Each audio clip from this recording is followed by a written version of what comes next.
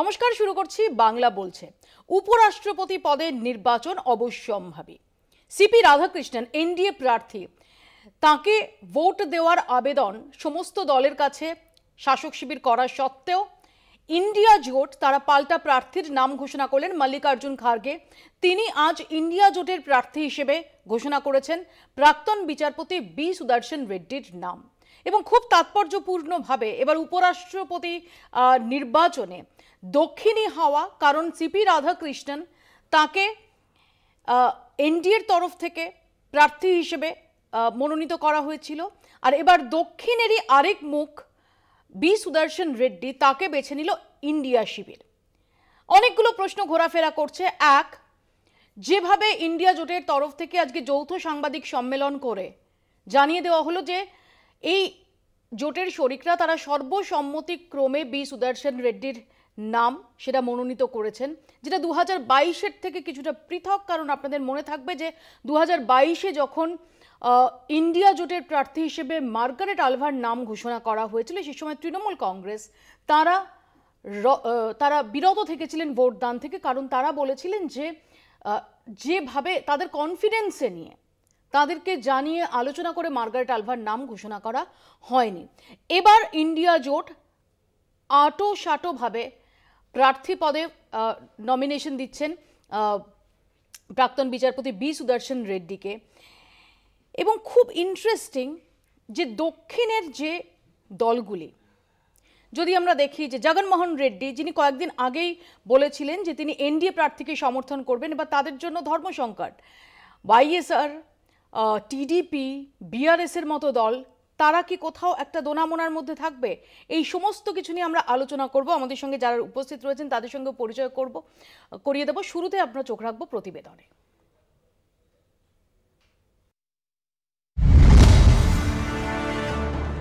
Shri B সুদর্শন Reddy.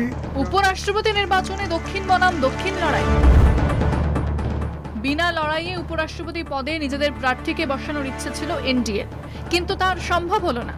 NDA দক্ষিণের প্রার্থীর বিরুদ্ধে দক্ষিণের প্রার্থী দিল ইন্ডিয়া জোট। সিপি রাধাকৃষ্ণনের বিরুদ্ধে প্রার্থী হলেন সুদর্শন রেড্ডি। সুপ্রিম কোর্টের প্রাক্তন বিচারপতি তিনি।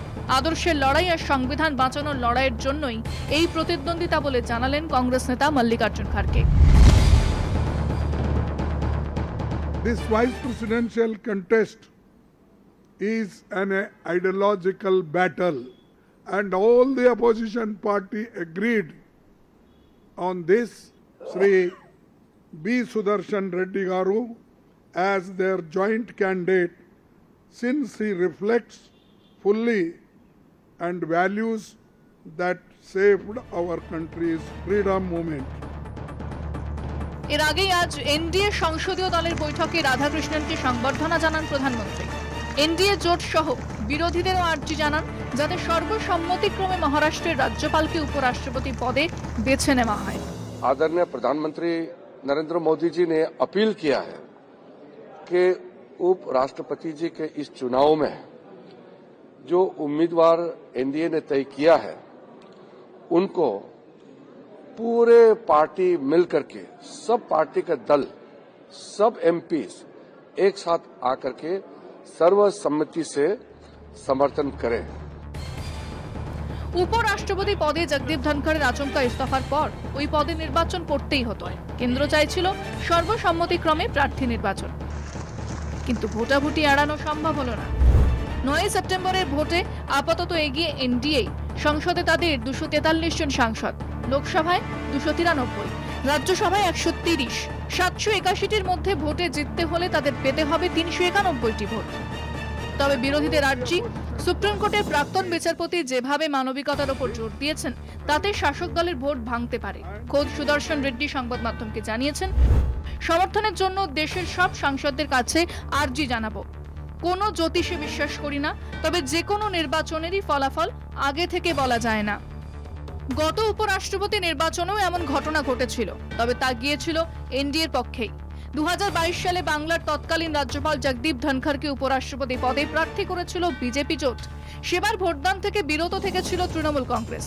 বিরোধী প্রার্থী মার্গারেট আলভাকে 346 ভোটে হারিয়েছিলেন ধনখড়। সেই নির্বাচনে অনেকটাই ছন্ন ছাড়া লেগেছিল বিরোধী জোটকে, কিন্তু এবার ছবিটা অন্যরকম। এসআইআর ইস্যুতে একজোট হয়ে মোদী সরকারের বিরুদ্ধে লড়াই করছে ইন্ডিয়া মঞ্চ। সংসদ চত্বরে উঠছে স্লোগান। তৃণমূল সাংসদদের চোট লাগলে এগিয়ে আসছেন রাহুল গান্ধী। ফলে সংবিধান বাঁচানোর লড়াইয়ের ডাক দিয়ে মোদী সরকারকে চাপে ফেলতে চাইছে বিরোধীরা। 9 সেপ্টেম্বরের ফল বলে দেবে সেই লড়াই কতটা জমাট বেঁধেছে। কলকাতা টিভি। আমাদের সঙ্গে রয়েছেন তৃণমূল কংগ্রেসের পক্ষ থেকে পার্থ প্রতিম রায়, বিজেপির পক্ষ থেকে সুপ্রিয় ঘোষ, কংগ্রেসের পক্ষ থেকে পার্থ মুখার্জি এবং রয়েছেন অধ্যাপক তানভীর আরশাদ। আমি প্রথমে সুপ্রিয় ঘোষের কাছেই আসি। সুপ্রিয়, শাসক শিবিরের আহ্বান সত্ত্বেও ইন্ডিয়া জোট তারা প্রার্থী দিচ্ছেন এবং প্রার্থী দিচ্ছেন বোঝাই যায় যে তারা যেটাকে প্রজেক্ট করতে চাইছেন, যে একদিকে হচ্ছে একদম হিন্দুত্বের ব্যাকগ্রাউন্ড থেকে উঠে আসা সিপি রাধাকৃষ্ণন, অন্যদিকে একদম বিচার বিভাগে দীর্ঘদিন ধরে বিচার বিভাগের অন্যতম অংশ হিসেবে থেকে আসে এবং বিভিন্ন গুরুত্বপূর্ণ রায়দান যার মাধ্যমে হয়েছে সেই সিপি রাধাকৃষ্ণন, এবং খুব মাফ করবে বি সুদর্শন রেড্ডি। এবং খুব ইন্টারেস্টিং যে বি সুদর্শন রেড্ডিও দক্ষিণের, এটা আপনাদের জন্য একটু চাপের হলো না? না মৌপিয়াদি, প্রথম কথা হচ্ছে দেখো, ইন্ডি জোটের পক্ষ থেকে তারা প্রার্থী দেবেন এটা নিশ্চিতভাবেই আমাদের পক্ষ থেকেও আশা ছিল। আমরা আহ্বান করেছিলাম নেতৃত্বের পক্ষ থেকে, প্রধানমন্ত্রী থেকে স্বয়ং স্বরাষ্ট্রমন্ত্রী থেকে শুরু করে সকলেই আমরা এটা আহ্বান করেছিলাম যে সকলে মিলে যদি হচ্ছে মাননীয় আমাদের যিনি রাধাকৃষ্ণনজি আছেন তাকে সমর্থন দেওয়ার জন্য। এখন বিষয় হচ্ছে তারা যেহেতু বিরোধী দল করেন এবং তারা সংসদে বিরোধিতা করবেন, এটাই স্বাভাবিক, তারা তাদের মতো করে প্রার্থী দেবেন, তাতে আমাদের কোনো আপত্তি নেই। তোমার একটা প্রশ্ন হলো যে দক্ষিণকে কেন আমরা মানে সবাই এটা বলছে যে দক্ষিণকে কেন আমরা টার্গেট করলাম বা এই একজন দক্ষিণের মানুষকে কেন তুলে না। দেখুন, আমরা তো ভারতীয় জনতা পার্টি না, দক্ষিণের মানুষকে কেন তুলে আনলে এটা কিন্তু আমার প্রশ্ন নয়। আমার প্রশ্ন হচ্ছে দক্ষিণের মুখ হিসেবে যাকে তুলে আনা হয়েছিল, পাল্টা সেই দক্ষিণী চাল ইন্ডিয়ার তরফ থেকেও ধরো যাক জগনমোহন রেড্ডি, যিনি কয়েকদিন আগেই বলেছেন যে তিনি সমর্থন করবেন এনডিএ প্রার্থী সিপি রাধাকৃষ্ণনকে, এই মুহূর্তে দাঁড়িয়ে যখন বি সুদর্শন রেড্ডি তাঁরই রাজ্যের, সেই সময় ডেফিনেটলি তাকে একবার দুবার ভাবতে হবে। আমি সে কথাই বলছি, বিআরএস তাকে ভাবতে হবে, চন্দ্রবাবু নাইডু তাকে ভাবতে হবে নিশ্চিতভাবেই। আমি এই জন্যই তো বললাম, দক্ষিণের প্রসঙ্গটা তুললাম তো এই জন্যই যে যেহেতু সেখান থেকে কিছু রাজনৈতিক দল তারা এনডিএর সাথে যুক্ত রয়েছেন, স্বাভাবিকভাবেই তারাও কি কনফিউজ হবে এটা তোমার প্রশ্ন যে তারা কি করবেন। কিন্তু আমি একটা কথা এখানে বলি যে যারা ইন্ডি জোটের প্রার্থী আজকে করলেন তিনি রাজনৈতিক ব্যক্তিত্ব নয় বলে আমি জানি, সুপ্রিম কোর্টের হচ্ছে প্রাক্তন বিচারপতি, কিন্তু যে ব্যক্তিকে আমরা প্রার্থী করেছি এনডিএ যাকে প্রার্থী করেছে তার একটা ধারাবাহিকভাবে তার রাজনৈতিক একটা চিন্তাধারা, তিনি একজন প্রাক্তন পার্লামেন্টারিয়ান থেকে শুরু করে রাজ্যপাল এবং সাংবিধানিক পোস্টে তিনি দুবার, একবার ঝাড়খণ্ডে এবং মহারাষ্ট্রে, দুটো জায়গাতে তিনি রাজ্যপালের দায়িত্বও সামলেছেন। স্বাভাবিকভাবে এমন একজন প্রার্থী যিনি রাজনীতি থেকে শুরু করে প্রশাসনিক ক্ষেত্রে, সেটাই যদি মাপকাঠি হতো, সেটাই যদি বেঞ্চমার্ক হতো, তাহলে এপিজে আব্দুল কালামকে আমরা কোনোদিনই রাষ্ট্রপতি পদে পেতাম না। শুধু সেটাই মাপকাঠি নয়, প্রশ্নটা এইখানে, শুধু সেটাই মাপকাঠি নয়। মাপকাঠি নিশ্চিতভাবে বিভিন্ন অনুপাতে হতে পারে, কিন্তু এটাকে আমরা কেন ধরে নিচ্ছি যে শুধুমাত্র তাকে প্রশাসনিক ক্ষেত্রে বা সাংবিধানিক পোস্টে তিনি ছিলেন বলেই তাকে ধরা হচ্ছে? এমনও আছে তার বিভিন্ন সামাজিক কার্যক্রমের সাথে তিনি যুক্ত ছিলেন, এটাও আমরা জানি। তো এবং দক্ষিণ বা ওই যেটা বলছিলাম দিদি আমি তোমাকে, যে দক্ষিণ উত্তর পূর্ব এরকম কোনো বিষয় ভারতীয় জনতা পার্টি পাবে না। আমরা ভারতীয় জনতা পার্টি, আমরা দক্ষিণ পূর্ব ভারতীয় জনতা পার্টি বা হচ্ছে নর্থ ইন্ডিয়ান ভারতীয় জনতা পার্টি এরকম তো নয়। আমাদের চিন্তাধারাটা হচ্ছে আমরা ভারতীয় জনতা পার্টি। আমি তোমার কাছে, আমি একটু পার্থদার কাছে আসি। পার্থদা, আমরা যেমন দেখেছিলাম যে ডিএমকে তারা চেয়েছিল, যেটা সূত্রের খবর, যে তারা চেয়েছিল যে একজন দক্ষিণীমুখী ইন্ডিয়া জোটের উপরাষ্ট্রপতি পদপ্রার্থী হিসেবে মনোনীত হন। তৃণমূল কংগ্রেস তারা যেমন একটা অরাজনৈতিক নাম চেয়েছিলেন বলে খবর। এরকম একটা জায়গায় দাঁড়িয়ে বি সুদর্শন রেড্ডি, কি মনে হয় যেটা আপনারা সত্যি সত্যি করা চ্যালেঞ্জ ছুটতে পারবেন, নাকি নীতিগতভাবে একটা প্রতিদ্বন্দ্বিতার জায়গা সেটা এনশিওর করা হলো, এটাই আপনাদের অবজেক্টিভ? দেখুন, এমন একটা পদে নিয়ে নির্বাচনটা হচ্ছে উপরাষ্ট্রপতি, এটা তো সরাসরি কোনো রাজনৈতিক কোনো প্রধানমন্ত্রী বা কোনো মুখ্যমন্ত্রীর নির্বাচনের ব্যাপার না। ফলে এখানে অনেকগুলো আসপেক্ট আসবে। যেমন আপনি যেটা বললেন যে হ্যাঁ, নীতিগত লড়াইয়ের একটা জায়গার ব্যাপার আছে, আবার একটা রাজনৈতিক লড়াইয়ের অবশ্যই একটা প্রেক্ষাপট আছে, এ বিষয়ে কোনো সন্দেহ নেই। যেমন কেন একজন দক্ষিণ ভারতীয় বা বিশেষ করে তামিলনাড়ুর মানুষকে ভারতীয় জনতা পার্টি একজন ক্যান্ডিডেট করলো। মানে এটা ভারতবর্ষে যারা খুব সাধারণ মানে রাজনীতি নিয়েও যারা মানে খুব একটা আলোচনা করেন না, তারাও হয়তো বুঝতে পারবেন যে এর পেছনে গুঁড়ো রহস্যটা কী। কিন্তু ডিএমকে কিন্তু বলে দিয়েছিল যে এর মানে এটা নয় যে শুধুমাত্র তামিলনাড়ুর একজন মানুষকে তারা ক্যান্ডিডেট করেছে বলে আমাদের তামিলনাড়ুর সমস্ত দলগুলোকে গিয়ে তাকে ভোট দিতে হবে, তারা কিন্তু একথা প্রথমেই বলে দিয়েছে। কিন্তু কংগ্রেস বা অন্যান্য বিরোধী দলগুলো নিয়ে এনডি জোটের যে প্রার্থী তার বিরুদ্ধে আরেকজন দক্ষিণীকে দাঁড় করালো, এমন একজন তার আবার প্রেক্ষাপটটা ভিন্ন। কেননা দেখুন, তিনি আসছেন সেই পুরনো অন্ধ্রপ্রদেশ থেকে, বর্তমানে তিনি হচ্ছেন তেলেঙ্গানা। তিনি অন্ধ্রপ্রদেশের হাইকোর্টের তিনি লয়ার ছিলেন, জাজ ছিলেন, তিনি চিফ জাস্টিস হয়েছেন। 1 বছরের জন্য তিনি গুয়াহাটিতে গিয়ে গুয়াহাটি হাইকোর্টের চিফ জাস্টিস হয়ে তিনি সুপ্রিম কোর্টে। আমি পার্থদা আপনাকে একটা ইনফরমেশন দিই, এক সেকেন্ড। কলকাতা টিভির একটা এক্সক্লুসিভ যে খবর আমরা আজকে দেখিয়েছি, যে যেটা সূত্র মারফত জানা যাচ্ছে যে এই বি সুদর্শন রেড্ডি, তাকে কাউন্টার করতে শাসক কেন্দ্রের শাসক শিবির, গেরুয়া শিবির, তাদের অস্ত্র হতে চলেছে বি সুদর্শন রেড্ডির 2টি রায়। এক হচ্ছে 2011 সালে নন্দিনী সুন্দরের মামলায় সালভা জুরুম সেটাকে অবৈধ ঘোষণা করেন বিচারপতি বি সুদর্শন রেড্ডি এবং বিচারপতি এস নিচ্ছর। সেইটাকে তুলে ধরে শাসক শিবিরের এই প্রচার হতে চলেছে যে যেখানে মাওবাদী নির্মূল করার লক্ষ্যে ভারত প্রায় শেষ ধাপে পৌঁছে গেছে, সেখানে দাঁড়িয়ে এমন একজনকে মনোনীত করা হলো ইন্ডিয়া জোটের তরফ থেকে, যার রায়ে এই মাওবাদী বিরোধী অভিযান, মাওবাদী দমন অভিযান, সেটা বড়সড় ধাক্কা খেয়েছিল। নাম্বার 1। নাম্বার 2, আরও একটি রায় যে ভূপালে গ্যাস দুর্ঘটনায় যারা আহত এবং নিহতের পরিবার, তাদের ক্ষতিপূরণের অর্থ সেটা বেশি করা সংক্রান্ত একটি মামলা, যে মামলাটি খারিজ হয়ে যায়। না, এখানে প্রথম যেটা ব্যাপার হচ্ছে, দেখুন, যেটা সালভা জুরুম নিয়ে যেটা ব্যাপার, এটা তো ঘটনা যে ভারতীয় সংবিধানের কথা যদি আপনি চিন্তা করেন, তাহলে সংবিধান কিন্তু সালভা জুরুমকে কিন্তু মান্যতা দেন, এটা তো অস্বীকার করে লাভ নেই। তাহলে আপনি জাস্টিস কৃষ্ণ আয়ার যদি বিচারপতি বি সুদর্শন রেড্ডি এবং বিচারপতি এস নিজ্জরের রায় অনুযায়ী, তাই হ্যাঁ, তাহলে আজকে আপনি চিন্তা করুন, মানে ভারতবর্ষে এমন অনেক জাজ এসে গেছেন যারা এমন অনেক সিভিল লিবার্টিজ নিয়ে তারা রায় দিয়েছেন, তারা নির্বাচনে দাঁড়ালে তো ভারতীয় জনতা পার্টি মানে কি বলতো তার কোনো ঠিক নেই। অনেক আজকে আমাদের ভারতবর্ষে এরকম জাজ আছে।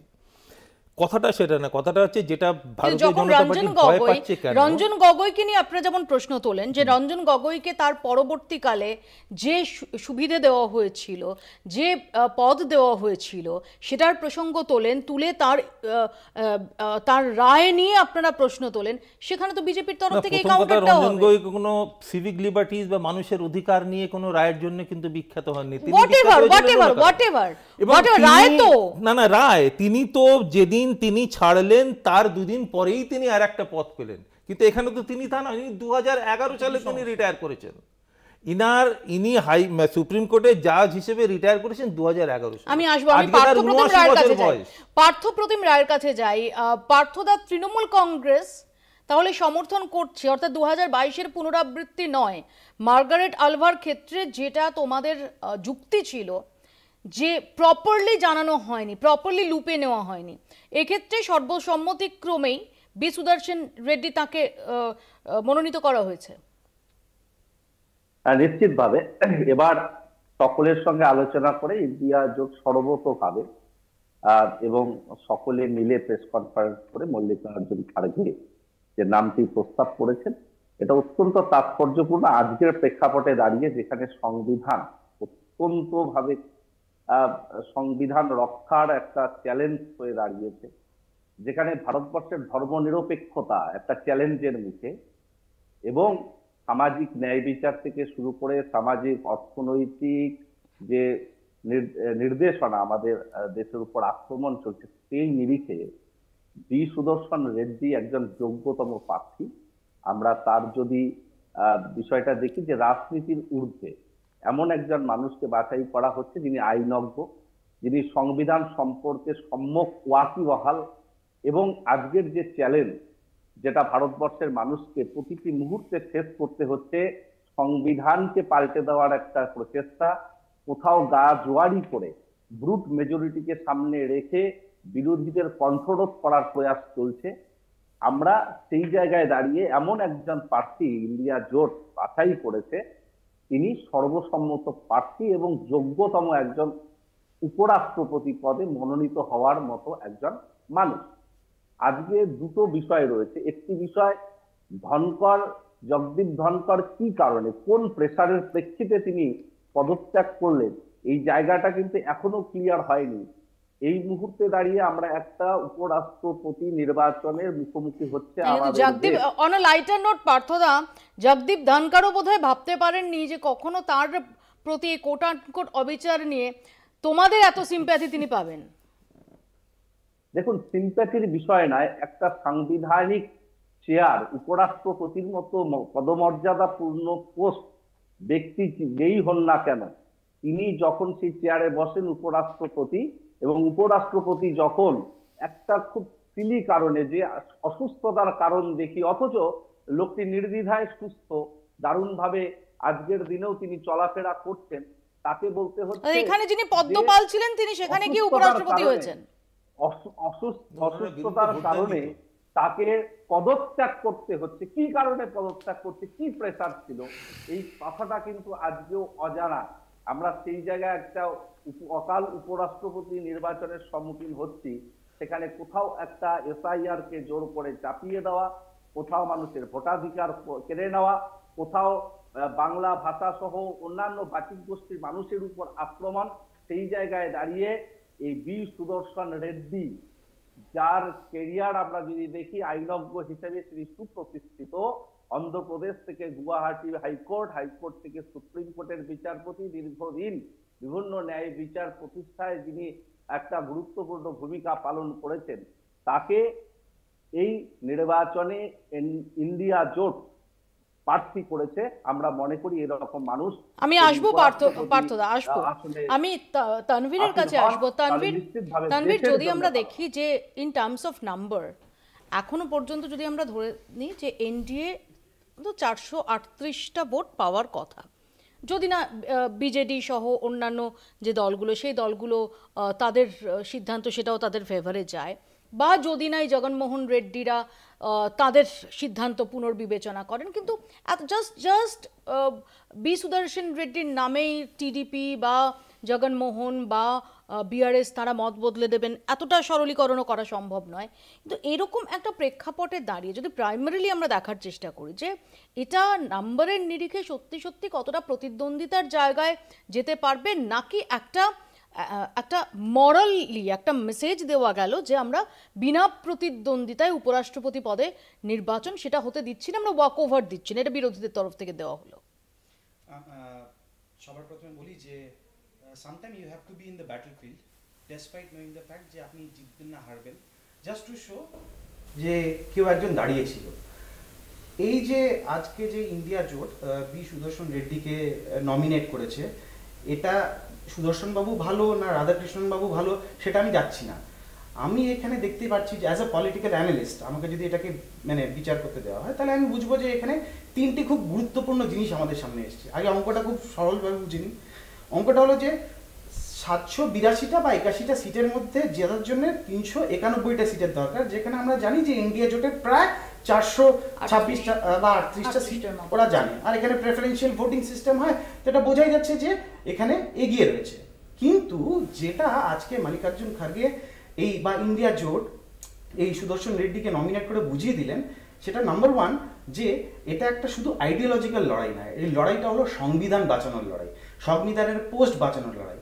আমরা এমন সময় এই জিনিসটা দেখতে পাচ্ছি যেখানে দাঁড়িয়ে SIR, election commission, judicial loss বা মনে করুন সুপ্রিম কোর্ট বা ন্যায়ালয়ের বিচারগুলো বা তাদের ভার্ডিক্টগুলো নিয়ে প্রচুর প্রশ্ন করা হচ্ছে। তো সেইখানে দাঁড়িয়ে এই সংবিধান এবং সংবিধান বাঁচানোর পোস্টে 27টা দল একমত হয়ে যে একজনের নাম দিতে পেরেছে, দ্যাট ইজ কমেন্ডেবল। খুব ইম্পর্টেন্ট একটা পয়েন্ট তুলেছেন তানভীর, আমি এই প্রসঙ্গে আলোচনায় আসবো এবং একটু আপাতভাবে একটু তুল্যমূল্য বিচারের চেষ্টাও করব এই বি সুদর্শন রেড্ডি এবং সিপি রাধাকৃষ্ণনের মধ্যে। ছোট্ট একটা বিরতি আমাকে তার আগে নিতেই হবে, বিরতির পর ফিরছি, দেখতে থাকুন বাংলা বলছে। লড়াইয়ে প্রার্থী দুই দক্ষিণী, একজন বিজেপি নেতা যার জন্ম তামিলনাড়ুতে, বর্তমানে মহারাষ্ট্রের রাজ্যপাল, আর অন্যজন সুপ্রিম কোর্টের প্রাক্তন বিচারপতি, জন্ম তেলেঙ্গানায়। দেখুন। সম্মুখ সমরে দুই দক্ষিণী, একজন এনডিএ প্রার্থী, নাম সিপি রাধাকৃষ্ণন, অন্যজন ইন্ডিয়া জোটে প্রার্থী, নাম বি সুদর্শন রেড্ডি। একজনের জন্ম তামিলনাড়ুতে, অন্যজনের জন্ম অন্ধ্রপ্রদেশে, বর্তমানে তেলেঙ্গানায়। বিন্ধের ওপারে এই দুই প্রবীণকেই এখন পাশার চাল হিসেবে বেছে নিয়েছে কেন্দ্রের শাসক ও বিরোধী জোট। 1946 সালের 8ই জুলাই রঙ্গারেড্ডি জেলায় এক কৃষক পরিবারে জন্ম বিচারপতি রেড্ডির। হায়দ্রাবাদের ওসমানিয়া বিশ্ববিদ্যালয় থেকে আইন নিয়ে পাশ করেন 1971 সালে। 1971 সালে নিযুক্ত হন হাইকোর্টের বিচারপতি হিসেবে। গুয়াহাটি হাইকোর্টের বিচারপতি হন 2005 সালে। 2007 সালে নিযুক্ত হন সুপ্রিম কোর্টের বিচারপতি হিসেবে। সেখান থেকে অবসর নেন 2011 সালের জুলাই মাসে। গোয়ার প্রথম লোকায়ুক্ত হিসেবেও নিযুক্ত হন তিনি। অন্যদিকে তামিলনাড়ুর তিরুপুরে 1957 সালের 20 অক্টোবর জন্ম রাধাকৃষ্ণনের। বিজেপির একাধিক গুরুত্বপূর্ণ পদে কাজ করেছেন তিনি। 2024 সালে মহারাষ্ট্রের রাজ্যপাল পদে তাকে নিয়োগ করা হয়। এর আগে ঝাড়খণ্ডের রাজ্যপাল ছিলেন। মহারাষ্ট্রের রাজ্যপালের পাশাপাশি তেলেঙ্গানার রাজ্যপালের অতিরিক্ত দায়িত্বও পালন করেছেন তিনি। একসময় ছিলেন পুদুচেরির লেফটেন্যান্ট গভর্নর। বিরোধীরা এর মধ্যেই এই লড়াইকে সংবিধানের লড়াই হিসেবে উল্লেখ করেছেন। তাদের অভিযোগ, এসআইআর থেকে ভোট চুরি নিয়ে যেভাবে সংবিধানের খেলাপ করেছে মোদী সরকার, তার জবাব দিতেই ঐক্যবদ্ধ হয়েছে ইন্ডিয়া মঞ্চ। শাসক দলকে বার্তা দিতেই তাদের এই লড়াই। কলকাতা টিভি। সুপ্রিয়র কাছে এখানে প্রশ্ন, যে সুপ্রিয় কে এগিয়ে থাকবেন নাম্বারের বিচারে, কে পিছিয়ে থাকবেন, এগুলো নিয়ে তো চর্চা থাকবেই। এবং অফকোর্স এখনো যদি আমরা দেখি যে নাম্বার অনুযায়ী যদি দেখি, তাহলে খুব আননাভড হওয়ার মতো পরিস্থিতি সেটা শাসক শিবিরের আসেনি। কিন্তু পয়েন্ট হচ্ছে, যেটা তানভীরও একটু আগে বললো, যে এই যে মরালি এই বার্তাটা দেওয়া, যে আমরা ময়দানটা ছাড়িনি, কোন সময় ছাড়িনি, যখন বিরোধীরা অভিযোগ করছেন সংবিধান আক্রান্ত, যখন তারা অভিযোগ করছেন যে ইলেকশন কমিশন থেকে শুরু করে বিভিন্ন স্বশাসিত সংস্থা কার্যত সেগুলোর কন্ট্রোল নেওয়া হয়ে গেছে। এবং আমরা 2022-এর পরিস্থিতি আর 2025-এর পরিস্থিতি যদি দেখি, এখনো পর্যন্ত অন্তত বিরোধী শিবির অনেক বেশি এককাট্টা। এটা তো ডেফিনেটলি তোমাদের জন্য কিছুটা অস্বস্তির। সংবিধান নিয়ে যারা কথা বলছেন তাদের কাছে আমার যতদূর জানা, আমার তখন জন্ম হয়নি, 1975 সালের এমার্জেন্সি করা একটা রাজনৈতিক দল, তার থেকে বড় সংবিধান বিরোধী বা সংবিধানের হত্যা এর থেকে বড় কিছু হতে পারে নাকি? যারা সংবাদ মাধ্যম আজকে যারা বসে আছে প্রাইম চ্যানেলে, প্রাইম নিউজে আমরা বসে আলোচনা করছি সংবিধান নিয়ে, সেই চ্যানেলকে কিভাবে হত্যা করেছিল, চ্যানেলের বাক স্বাধীনতাকে কীভাবে হত্যা করেছিল কংগ্রেস, তারা আজকে বলছে সংবিধান খাতরে মে হ্যায়। তো স্বাভাবিকভাবেই মানুষ জানে। এবং পার্লামেন্টে, এবং সেই সময় যদিও চ্যানেল প্রিন্ট মিডিয়া সংবাদ মাধ্যম কোন ধারাটা লঙ্ঘন হয়েছিল, মানে ইয়ে তো ছিল রাজনৈতিক দলগুলোকে। প্লিজ পার্থ দা, এমার্জেন্সিও জাস্টিফাই করতে চাই না, আমি জানতে চাইছি এমার্জেন্সি জানবো বলতে সংবিধান লঙ্ঘন, এমার্জেন্সিটা কি 356 যেটা হয়েছে সেটা ভালো কি খারাপ 100 বার তর্ক, কিন্তু 352 ধারা অনুযায়ী হয়েছে। আমি আপনাকে আবার বলছি, যে সংবিধানে 352 ধারায় আছে, আমি একদম একমত। এখন নেই, প্রথম কথা ছিল, আপনি একদম ঠিক, সংবিধান লঙ্ঘন কথাটা বলা যায় না, অবশ্যই লঙ্ঘন না। চতুর্থ স্তম্ভকেও যদি আপনারা যেভাবে আটকে রেখেছেন, সেটা সংবিধানেই ছিল, গণতন্ত্র, এই যে গণতন্ত্র হত্যার কথা সংবিধানেই ছিল, গণতন্ত্র সংবিধানের বাইরে সংবিধানে আছে, 352 ধারায় ছিল, দলের বাক স্বাধীনতা 352 ধারায় ছিল, 352 ধারায় ছিল, রাজনৈতিক দলের বাক স্বাধীনতা ধারায় ছিল, সংবিধানে ছিল, বড় মুশকিলের কথা, সংবিধানে আছে, সেই সময় আজকে নেই, সেই সময় 352 ধারায় ছিল। কোথায়? তুমি যে কোনো সংবিধান বিশেষজ্ঞ, না না সংবিধান বিশেষজ্ঞর কথা বলছি না, 352 ধারা সেই সময় ছিল, এমার্জেন্সি করা যেত, মানুষের সমস্ত অধিকারকে তখন আমরা জাস্টিফিকেশন করছি। আমি আসবো এক সেকেন্ড, আমি সাপোর্ট করছি না, আমি জাস্টিফাই করছি না, কিন্তু সংবিধান লঙ্ঘন কথা, রাজনৈতিক দলগুলোকে এক ঘরে করলেন, জেলে ঢোকালেন, কোন সব সংবিধানে ছিল, 352 ছিল। আচ্ছা, সেই সংবিধান ছিল, তাই তো ছিল 352। তাহলে আপনারা আজকে যে কথাগুলো বলছেন, তাহলে কোন ধারাটা লঙ্ঘন করেছে ভারতীয় জনতা পার্টি, যার জন্য আমরা এখানে পদপ্রার্থী হিসেবেও করতে গেলে সেখানে সংবিধানের খতরা বলে। আমি আসবো, আমি পার্থপ্রতিমদার কাছে একটু আসবো, যে পার্থপ্রতিমদা ডেফিনেটলি আজকে যে সাংবাদিক সম্মেলন হয়েছে সেখানে ডেরেক ওব্রায়ান উপস্থিত ছিলেন, সবাই মিলে সর্বসম্মতিক্রমে এই নাম ঘোষণা করা হয়েছে, যেটা মল্লিকার্জুন খাড়গে করেছেন। কিন্তু পয়েন্ট হচ্ছে যে এখনো পর্যন্ত আমরা যদি জগদীপ ধনখড়ের যখন নমিনেশন দেখি, সেই সময় এনডিএর তরফ থেকে, ঠিক সেই সময়কালে জগদীপ ধনখড় এবং হিমন্ত বিশ্ব শর্মা এবং মমতা বন্দ্যোপাধ্যায় তাদের মিটিং নিয়ে এখনো পর্যন্ত, বিশেষ করে বামেরা এবং কংগ্রেস, তারা প্রশ্ন তোলেন। তারপর তৃণমূল কংগ্রেসের অ্যাবস্টেন থাকা নিয়ে এই যে বিষয়গুলো, এই বিষয়গুলোকে সত্যি পেছনে ফেলে হোল হার্টেডলি সব বিরোধী দল তারা এককাট্টা হয়ে এই বি সুদর্শন রেড্ডি তার হচ্ছে এই যে একটা স্ট্রং মেসেজ দেওয়ার চেষ্টা করা হচ্ছে যে আমরা ময়দান ছাড়ছি না, আমরা ময়দানে থাকছি, আমরা লড়াইটা দিচ্ছি, সংবিধান বাঁচাতে লড়াই দিচ্ছি, এই যে মেসেজটা দেওয়ার চেষ্টা হচ্ছে সেটা শেষ পর্যন্ত 9 সেপ্টেম্বর পর্যন্ত দেখা যাবে? দেখুন, নিশ্চিতভাবে এই মুহূর্তে ইন্ডিয়া জোটের সমস্ত রাজনৈতিক দলগুলো যে মূল বিষয়টির উপর দাঁড়িয়ে একজোট হয়েছে সেটা হলো যে এখনই ইমার্জেন্সির কথা হচ্ছিল, কংগ্রেস আমলে ইমার্জেন্সি হয়েছে, আর এখন সুপার ইমার্জেন্সি অঘোষিতভাবে চলছে এবং সংবিধানকে যেভাবে একটা পাল্টে দেওয়ার, একটা সংবিধানকে যেভাবে নস্যাৎ করে দখলদারির রাজনীতি চলছে তার বিরুদ্ধে সার্বিকভাবে সমস্ত রাজনৈতিক দলগুলো, বিরোধী দলগুলো এককাট্টা হয়ে এই সিদ্ধান্তে উপনীত হয়েছে। এটা একটা শক্তিশালী বার্তা যে শুধু রাজনৈতিক সুবিধে নয়, বরং একত্রে সংঘবদ্ধভাবে সাংবিধানিক পদগুলোকে দলীয় দখলদারি থেকে মুক্ত করার একটা প্রয়াস এই রেড্ডি সাহেবের মনোনয়ন। এছাড়া এই মনোনয়ন প্রতীকী রাজনীতি এবং টোকেনবাদের প্রত্যাখ্যানের একটা প্রতীক। জনসংখ্যা হিসেব নয়, আঞ্চলিকতাবাদ হিসেব নয়, কোনো ধর্ম নয়, সবকিছুর ঊর্ধ্বে উঠে ভারতবর্ষের সংবিধানকে এবং যোগ্যতা এবং সংবিধান সম্পর্কে সম্যক ধারণা একজন আইনজ্ঞ, এই বিষয়গুলোর উপর জোর দিয়ে এই প্রার্থী বাছাই হয়েছে এবং সর্বসম্মতভাবে হয়েছে। এর প্রতিধ্বনি, এর প্রতিফলন 9 সেপ্টেম্বরও আমরা দেখতে পারবো এবং ওই এনডিএ জোটের ভেতর থেকেও খোকলা হয়ে নিশ্চিতভাবে জেনে রাখুন এই পদপ্রার্থীর পক্ষে, সপক্ষে, ইন্ডিয়া জোটের সপক্ষে ভোট করবে। যেটা বলছেন সেটা তো আরো চিন্তা তোমাদের বাড়ানোর জন্য যে শুধুমাত্র প্রতীকী ক্যান্ডিডেট দিয়ে এই প্রতীকী লড়াইটা বজায় রাখা নয়, তারা আশা করছেন যে এমনকি এনডিএর শরিকদের কেউ কেউ তারাও ভিন্নভাবে ভাবার চেষ্টা করবেন। যেমন তৃণমূল ওয়াকআউট করেছিল আগের বার। পার্থদা নিজে জানেন তৃণমূলের 29 জন এমপি সেদিন উপস্থিত থাকবে কিনা লোকসভার? আমি আপনাকে দায়িত্ব নিয়ে বলে যাচ্ছি, এখানে 355 মেজরিটি এখনো পর্যন্ত কংগ্রেস এবং এনডিএ মানে ইন্ডি জোটের।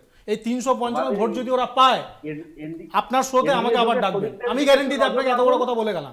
পার্থদা যে সংবিধানের কথা, পার্থদা প্লিজ, আপনার মাঝে আমি বলিনি, আপনি দূরে আছেন তাই। আইনসভাকে ভাঙচুর করে একটা রাজনৈতিক দল সংবিধানের কথা এখানে বললে কেউ শুনবে না। যে মুখ্যমন্ত্রী সংবিধানের শপথ নিয়ে আইনসভা ভাঙচুর করেছিলেন যখন বিরোধী দলে ছিলেন, আপনার মুখে সংবিধান মানায় না। প্লিজ, আমি বলতে বাধ্য হলাম এটা। আপনার মুখে সংবিধান মানায় না, ব্রুট মেজরিটিকে সামনে রেখে যারা 250 বিরোধী সাংসদদেরকে আপনারা বের করে দিয়ে গিলোটিন করে বিল পাস করেন, আপনাদের মুখে এই ধরনের কথা মানায় না। সংবিধানের কথা আপনাদের কাছে শুনবো না। আমি তানভীরের কাছে, রাজ্যপালের বোনের উপর নাচা মনে আছে? কে নেচেছিল কলকাতায়? ভিন্ন প্রশ্ন, এক সেকেন্ড। সুপ্রিয় পার্থপ্রতিম, দুজনকে আমি বিরত করছি। আমি তানভীরের কাছে আসি। তানভীর, ডেফিনেটলি 2022 আর 2025-এর মধ্যে একটা তফাৎ রয়েছে এবং এই সময় দাঁড়িয়ে বিরোধীরা আরো অনেকটা এককাট্টাভাবে আমরা দেখতে পাচ্ছি। এসআইআর নিয়ে যে সংসদের বাইরে যে বিক্ষোভ হচ্ছে, ইলেকশন কমিশন অভিযান হচ্ছে, সেখানে আমরা এককাট্টা বিরোধী ঐক্য সেটা দেখতে পাচ্ছি। আমরা দেখতে পাচ্ছি যখন রাহুল গান্ধী তিনি পাটনা তিনি ইয়েতে যাচ্ছেন, তিনি যখন বিহারে যাচ্ছেন, বিহারে গিয়ে তিনি তার যাত্রা শুরু করছেন, সেইখানেও আমরা দেখতে পাচ্ছি এই ঐক্যের ছবি। আমরা দেখতে পাচ্ছি বাংলায় লেখা তৃণমূল কংগ্রেসের যে এই এসআইআর নিয়ে যে স্লোগান, সেটা কখনো মনোজ ঝা তার হাতে, সেই প্ল্যাকার্ড ফেস্টুন সেগুলো তার হাতে। এই জায়গাটা, এটা সত্যি কি মনে হয় কতটা আশাবাদী যে 9 সেপ্টেম্বর অবধি এটা থাকবে? না, এক্স্যাক্টলি, আমি সেটাই এর আগে যেটা বলছিলাম যে এই অ্যালায়েন্সটা, মানে ইন্ডিয়া অ্যালায়েন্সটা যে দেখিয়ে দিল যে 27 জন এসে একজন সহমত নিয়ে একটা কনসেনসাস এনে একজনকে নমিনেট করলেন। এটা কত দিন আর কতক্ষণ থাকবে সেটা খুবই মানে এটা আমরা এখন প্রেডিক্ট করতে পারি না, কিন্তু যেটা আমরা প্রেডিক্ট করতে পারি এবং যেটা খুবই ইন্টারেস্টিং একটা ব্যাপার যে কিছু কিছু জায়গায় আমরা পড়ছিলাম যে জগদীপ ধনখড়কে সরানোর অনেক কটা কারণের মধ্যে একটা প্রমুখ কারণ বা অ্যালিগেশন এটাও আসছে, ওয়ান অফ দ্য রিজনস এটাও ছিল যে তিনি অপোজিশনের যে ডিমান্ডটা যখন করা হয়েছিল জাস্টিস যশবন্ত শর্মাকে ইমপিচ করার জন্য, উনি সেটা অ্যাকসেপ্ট করেছিলেন। এবার খুব ইন্টারেস্টিং ব্যাপার হলো ইন্ডি জোট যাকে নমিনেট করেছেন তিনি কিন্তু একজন মানে ফর্মার জাস্টিস, মানে ফর্মার জাজ অফ সুপ্রিম কোর্ট। এটা খুবই সিম্বলিক্যাল যে তুমি একজন এমন একটা মানে এই যে ইমপিচমেন্ট প্রসেসটাকে চালিয়ে যাওয়ার জন্য যেভাবে তুমি একজনকে সরিয়ে দিয়েছো অ্যালেজলি, যার জন্য সরানো হয়েছে, আমরা কিন্তু সেভাবেই কাউন্টার দিয়ে অন্য এমন একজন প্রার্থীকে নিয়ে আসছি who represents a particular constitutional body, যার জন্যই কিন্তু প্রবাবলি জগদীপ ধনখড়কে সরতে হয়েছিল। দ্বিতীয়, দেখুন, যদিও এটা একটা কনস্টিটিউশনাল পোস্ট, ভাইস প্রেসিডেন্টের পোস্টটা, কিন্তু এই কনস্টিটিউশনাল পোস্টে যখন আপনি রাজনীতি বা পলিটিক্যাল ইন্টেন্টটা যদি খুঁজে দেখবেন তাহলে খুবই ইন্টারেস্টিং একটা নিরিখ ভাবছেন। ব্যাপারটা হলো যে অফকোর্স এটা দুজনেই সাউথের ক্যান্ডিডেট, এখানে কিন্তু এনডিএ চেষ্টা করছে নিজের যে ব্র্যান্ডিংটা রয়েছে হিন্দি হিন্দুস্তান সেটাকে ভেঙে দিয়ে সাউথে 26-এর আগে, তামিলনাড়ুতে যে ইলেকশনটা হবে সেই ইলেকশনের আগে 26-এর আগে এমন একজন প্রার্থীকে নমিনেট করছেন যার ফলে দেখানোর জন্য যে না, আমাদের আউটরিচটা আমরা একটা প্যান ইন্ডিয়া মুভমেন্ট, আমরা শুধু রেস্ট্রিক্টেড নয়। খুবই ভাইরাল কতগুলো পয়েন্ট তুলেছো তুমি তানভীর, আমি একটু প্রসঙ্গান্তরে গিয়ে একটু দেখাই যে এরই মধ্যে তেজস্বী যাদব তার একটি বক্তব্য রাহুল গান্ধীকে নিয়ে, সেটা নিয়ে এই মুহূর্তে তোলপাড় চলছে, শোনাবো।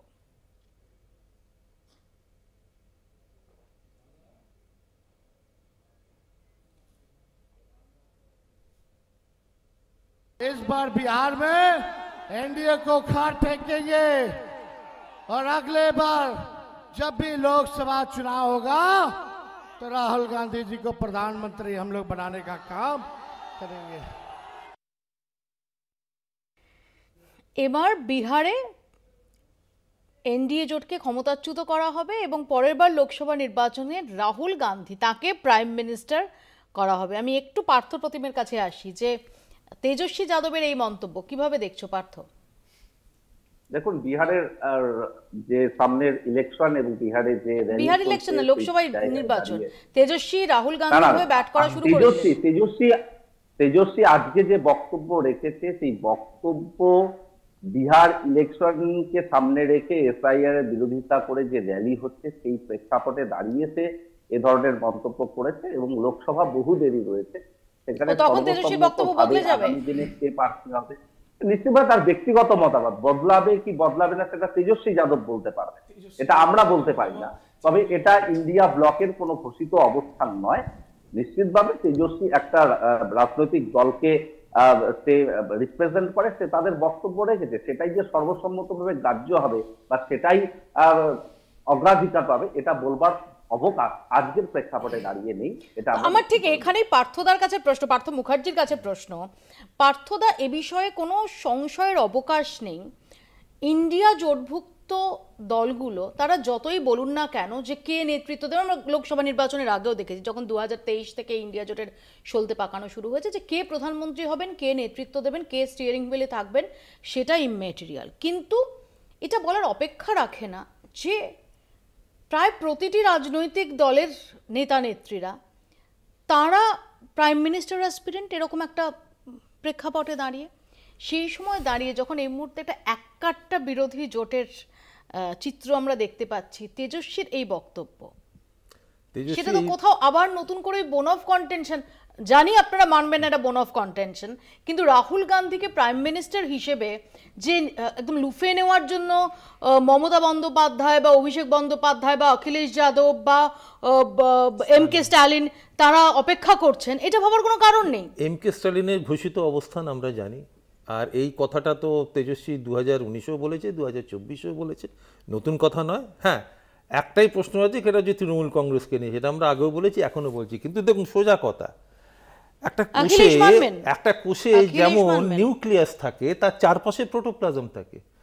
ভারতের রাজনীতিতে জাতীয় কংগ্রেস যদি নিউক্লিয়াস হয়ে না থাকে, তার পাশে প্রোটোপ্লাজম হয়ে যদি বিরোধী দলগুলো না থাকে, তাহলে সেই এটা রাজনীতির ভবিতব্য। তৃণমূল কংগ্রেস থেকে শুরু করে সমাজবাদী পার্টি থেকে শুরু করে সমস্ত দলের এটাই বক্তব্য যে বিরোধী জোটটাকে এগিয়ে নিয়ে যেতে গেলে কংগ্রেসের যে দাদাগিরি, কংগ্রেসের যে আমরাই নিউক্লিয়াস, হয়তো নিউক্লিয়াস শব্দটা তারা ব্যবহার করেননি, আমরাই স্টিয়ারিং হুইলে থাকবো, এই মনোভাবটা থেকে বেরোতে হবে। আপনি বলছেন কংগ্রেস নিউক্লিয়াস, বাকিরা প্রোটোপ্লাজম, তারা প্রোটোপ্লাজম হিসেবে মানবেন কেন? কংগ্রেসের বিরুদ্ধে তো মাঝে মাঝেই বিশেষ করে তৃণমূল কংগ্রেস এমন একটা অভিযোগ তোলে তারা নেতৃত্ব দিতে পারছে না, আবার যখন নেতৃত্ব দিতে যাচ্ছে তখন বলছে যে কেন তুমি নেতৃত্ব দেবে, বাকি সবাই এত নেতা রয়েছে আমরা সবাই মিলে দেবো। আর বাকি বিরোধী বাকি শরিকরা তারা প্রোটোপ্লাজম, এই থিওরিটা বাই করো, এন্ডোর্স করো।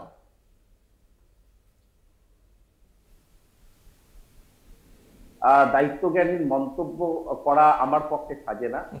আমরা এই মুহূর্তে যে ফোকাসটায় রয়েছে উপরাষ্ট্রপতি নির্বাচন, সেখানে একটা দুম করে কোনো বক্তব্য দিয়ে পরিসরকে নষ্ট করব এ ধরনের রাজনৈতিক অজ্ঞতা আমার নয়। তো স্বাভাবিকভাবে পার্থদা কি মন্তব্য করছেন সেটা পার্থদা ভালো ব্যাখ্যা করতে পারবেন।